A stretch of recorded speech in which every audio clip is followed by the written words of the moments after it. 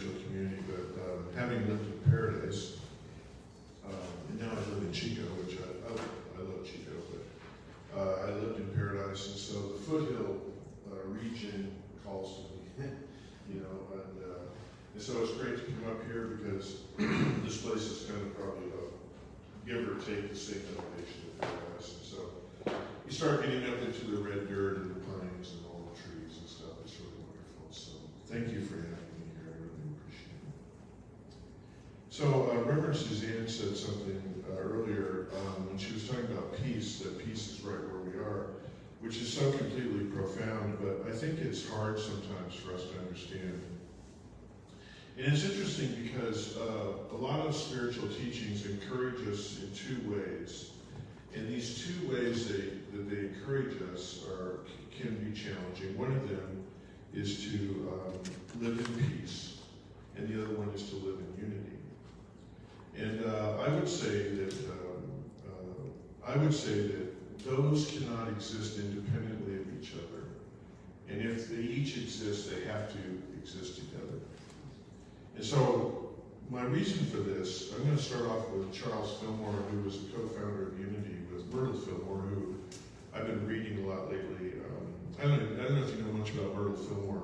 All the metaphysical and New Thought people, you know, they were all, a lot of them were men early on, and they were all book writers, and you know, and Emma Curtis Hopkins, who obviously was a teacher of teachers, and so obviously a woman, but she wrote a book. Everyone wrote a book.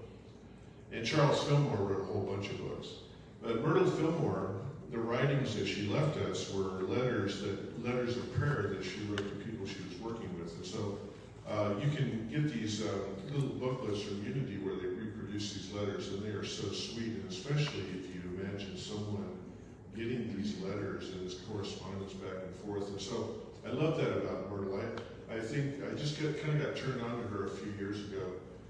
I'd always heard about her historically, but it's so great because her writings as she leaves us are very personal because they were personal, and yet, you know, she brings forward the principles and everything.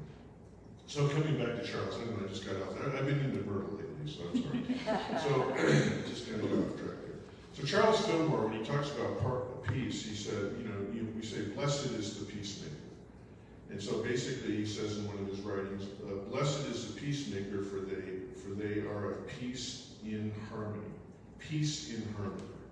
And so basically he says that peace can only exist in harmony, and harmony can only exist in peace, back and forth. He says peace is always derived from an awareness of a higher consciousness. Okay? I think we stop right there. That's really interesting. A higher consciousness, because as Reverend Suzanne said, you know, it seems like when we turn on TV, or back in the old days we read newspapers or whatever, however we see the world showing up to us, unfortunately we see war, we see conflict, and we see poverty, and we see all kinds of things. We see refugees, we see those things in the world. And not only that, very often in our own relationships, in our families and so forth, we will see conflict, and we will see, and you know, that's been going on in my life for a very long time. And I know I'm old enough to remember everything before computers and stuff. The only computer you could find is the one in San Francisco that was 3 stories high in some building somewhere, and now we carry them around in our pockets. But so it seems like no matter where we go as human beings, we tend to create conflict. And so he goes on and says, a peacemaker is one who has the ability to say peace to the turbulence of life and thought, and have both obey. Okay. So I want to share with you something today. I want to go back into the old days of psychology. Back in the late 1800s and early 1900s, late 19th century and early 20th century, when people like Sigmund Freud and Carl Jung and all those people were running around, and they were beginning to examine the mind and to map the mind, so to speak, simply from the standpoint of observation. In other words, this is the birth of psychotherapy, which is this idea, and I know there's the old cartoon of, you know, you got the couch and you got the person laying there, and the psychotherapist has his notepad, they're talking and writing. Tell me about this. How do you feel about that? Tell me about your child, and so on and so forth. So this idea of psychotherapy was to begin to go into the psyche. And so both Sigmund Freud and Carl Jung were very interested in dreams because you can get a lot of information when you talk to someone. How do you feel about things? But also in dreams, you can tell, and they would have their clients journal dreams and things like that because sometimes we forget dreams. And so then they would dissect those according to the archetypes and everything like that. And we know from Joseph Campbell all the how the power of the archetype, and of course that comes from Carl Jung, the power of the archetype, and what different things mean, what they're reflecting in our lives. And so basically, and I say in the old days they had to map it out with psychotherapy because now, in terms of the technology we have, we can actually see the brain now to some extent. We can see what the stimulation is. I don't think, well, maybe someday they'll do this where they can project it on a screen, but right now we just got to know what compartments light up. And so basically, what that means is that what they were trying to figure out is, and so we all know this as a human being. If I were to ask you the question, are you aware that one part of your brain can talk to another part of your brain? You'd probably say yes, right? So in other words, let's say I got upset at grandma and she did something and I went in there and I really told her off and everything and I stormed out the door and after I cool off a little bit and I'm driving somewhere, maybe there's something in my brain that says, man, why did you do that? That's grandma. I can't believe you did that. I can't believe we did that, right? And the other part starts to defend it, right? And pretty soon we have this thing going on. And so basically, that's an important aspect of understanding peace. Because according to what Fillmore says, that peace is about harmonizing. I would say that peace is always about a negotiation. And what I mean by that, I've been working with people for a long time, and if there's something within someone that is not, that is the opposite of peace, and like let's say low self-esteem or self-talk or whatever, you say, stop talking to yourself that way. That doesn't go anywhere. In fact, it seems to make us talk more because we're like that bratty little kid where the kindergarten teacher says that you don't color the blue jay red. Oh yeah, I'm making me a red blue jay, right? Okay. And so there's something in us, the ego. Then you got egos and all that stuff. Freud chopped it all up into pieces, and those voices come into play, and we get that guidance.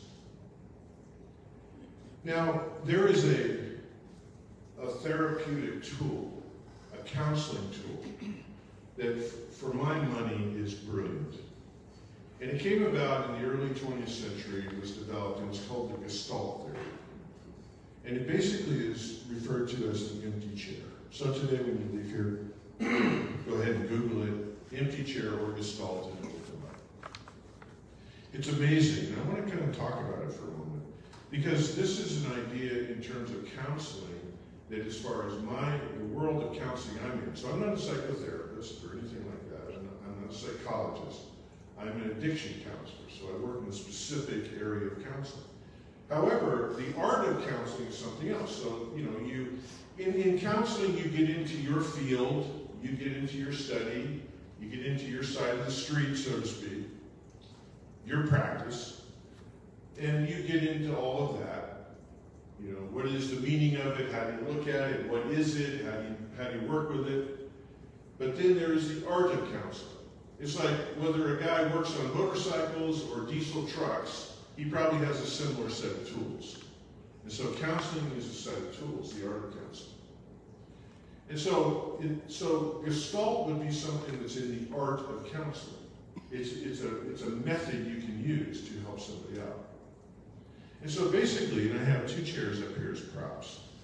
And so basically imagine a person sitting in one chair and an invisible person sitting in the other. And so what Gestalt was about two either real people, but you always have to have an empty chair. And so what do I mean by real people? I would be in one chair and I would put my dad in the other. I would put my loved one in the other. I would put Grandpa in the other. I would put God in the other. It's about having a conversation with that other person. But here's the trick. We can't just sit there and scream at them because that's not therapeutic. We need to take a moment to gain an understanding of them so that there can be a conversation that we initiate. And now there's two sides of the conversation. And so if I'm in one chair physically and my dad's in another chair, he's not here because he made his transition, then I owe it to this therapeutically to inhabit an idea of what he's about. Who is he? What is he? What were his experiences? How would he reply to me in a civil conversation? So it's forcing me to not only inhabit my space, but to inhabit his space. Now, in terms of how I use this the most in addiction practices, there's something in addiction called core issues. And what we mean by core issues, actually it translates into religious science really well as consciousness. And so core issues, however, core issues are always challenging issues. Low self-esteem, low self-worth, resentments, those kinds of things. Because they tend to be the fuel of why someone is self-medicating. Because if you're someone who enjoys a Napa Valley wine every so often, you're not a person with an addiction issue. That's different than someone who uses alcohol or drugs to come to the place to self-medicate. If you have a loved one who has an addiction issue, they left recreational use of substances in the rearview mirror a long time ago. Now it's become something else. It's about self-medicating. It's about coping. And so, very often, what we run into in core issues, the most common core issues, is I resent myself, I'm angry at myself, I have low self-esteem, I have low self-worth, and there's a part of me that I really hate. And I'll give you an example of that. Very often, I'm working with someone, say, 30, 40, 50 years old. And they'll say, way back when I was a teenager, I had an opportunity to go to school, I had an opportunity to play sports, I had an opportunity to date, I had an opportunity to do all kinds of things. But I started smoking a lot of marijuana, I started using alcohol, I started doing other things. And pretty soon my grades slipped away and I'm hanging out with a bunch of people that are doing the same thing I am. And maybe I dropped out of high school. Maybe I didn't know what to do, so I went into the service for 4 years, and after 2 years I got kicked out. And maybe I got involved in a relationship in my 20s, and by the time I was 30 I was divorced, and I had a couple of kids that were really struggling, and now I was using a lot of the substance. So, I resent them. So I talk to my clients who have resentments, low self-esteem, low self-worth, and I'll say, well, why do you disdain yourself so much? First of all, we start with a whole. Why do you disdain yourself so much? Because back then, I did this and that and this and that, right? Because back then. And that started the whole thing. If that hadn't happened, I would have had a good life. I know that. If I could have given myself a chance to graduate, if I could give myself a chance to grow up, I could have had a good life. And so, I take a moment to say, I want you to now set aside, the drug use and whatever the behavior was that you resent so much. And I want you to try and describe to me that person. And I want you to put him in that chair. And first of all, before he sits in this chair, or she, I say, let's stand aside and let's just tell me about that person. Take a breath. Don't be so reactionary. Let's just take a moment. Tell me about them. Well, and I always say, you can't say I, you have to talk about them. That's a big part of it. Well, they were afraid because they didn't know if they were going to survive what was going on at home. They were afraid to go home after school. They were afraid nobody liked them. They became awkward, they felt like an outsider. They tried sports, they played football maybe their freshman year, and it didn't work out so good. They found that school was hard to really engage in when they were tired all the time, when their mind was somewhere else. And so one day they went to a party, and they went because somebody asked them, so yeah, I'm going to do that because maybe I don't have a whole lot of friends. Went to the party, they paid their $1 for a plastic cup, and somebody filled it up with alcohol. They walked around with 100 other people, and the music was blaring and stuff, and pretty soon, a couple of drinks, and all that stuff that they felt was kind of going away. In other words, they felt like they were walking on eggshells all the time. And you know what? They didn't even realize that for the last few years, they had only been breathing to about here. And now a couple of drinks, or half a drink if they were new to it, all of a sudden they could breathe. And all of a sudden they didn't care. I said, okay. I said, now I want you to get in that chair, and I want you to go off on them and tell them how much you hate them. Just let it go. So they do. They like that part. And so you let them go until they talk themselves out. You ever notice that when we're really upset, we talk ourselves out? Talk it out, talk it out, talk it out. Then they stop. I said, okay, I want you to now get up and go to that chair and respond with everything you told me.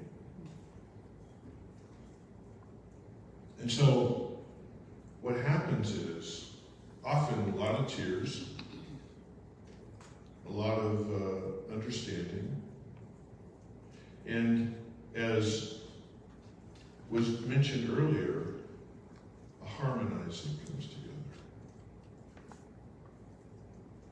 This is what Gestalt is all about. To take two parts of us at war with each other and to harmonize them. Where does unity begin? It begins in us. That's what all the spiritual masters have been saying. You want peace on earth? Harmonize. Come into unity. There are two gentlemen named John Lee and Wayne Kritzberg who they're part of the spiritual men's movement and the recovery movement.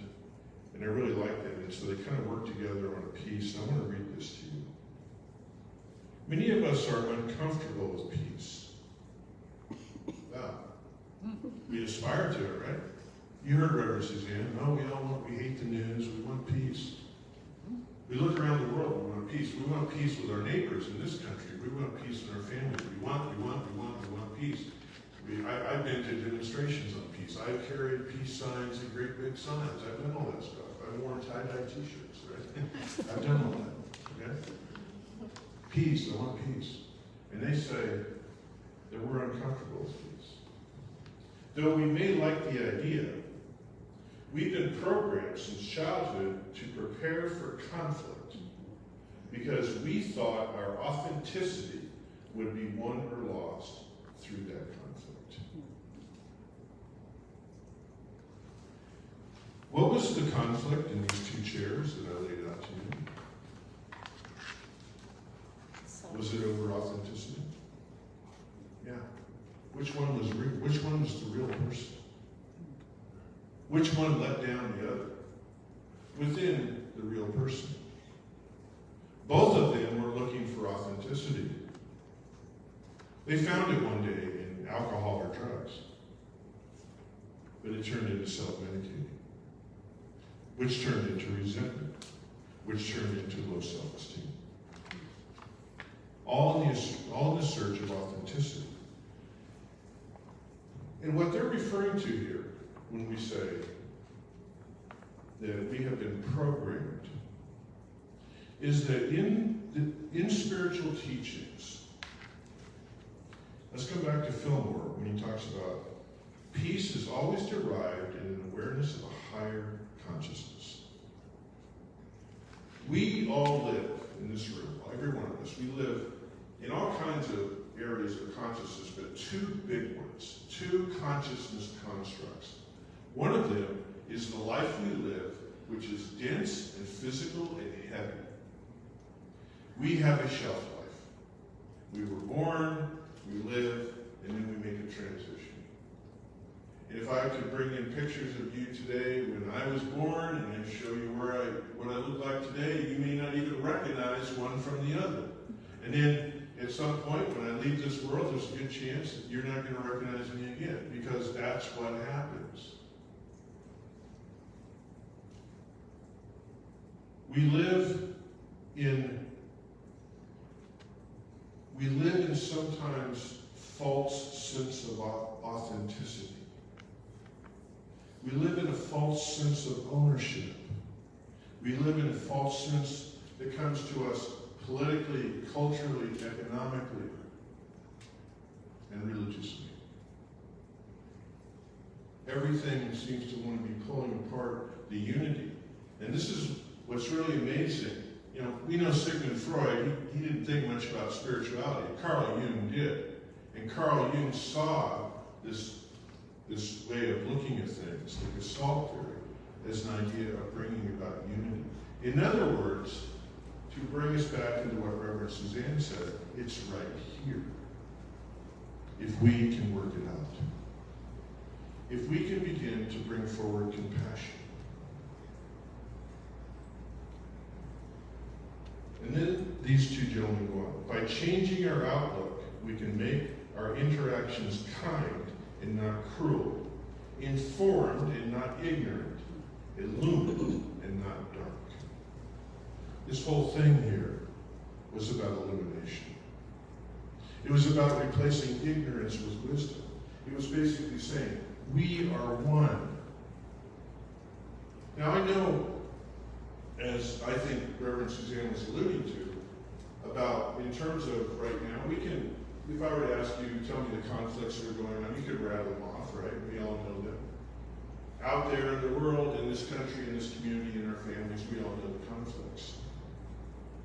So basically, what if we were to take whoever we have a conflict with and put them in the other chair? And so this is where I wanted to share something with you, so hang on just a second.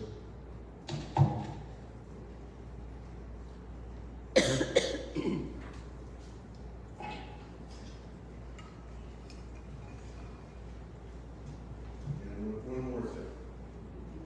All right. Okay. My bifocals are kind of strange. That's part of the world.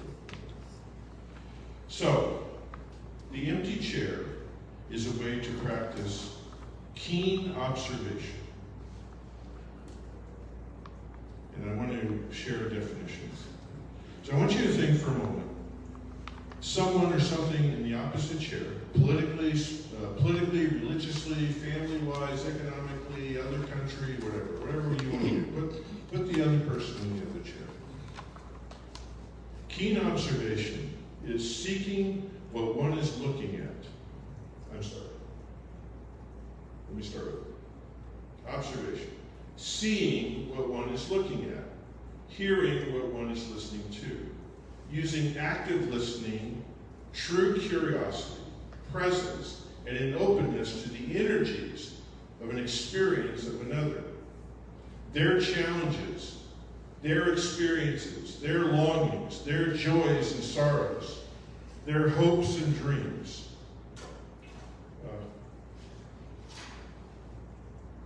Their fears and aspirations.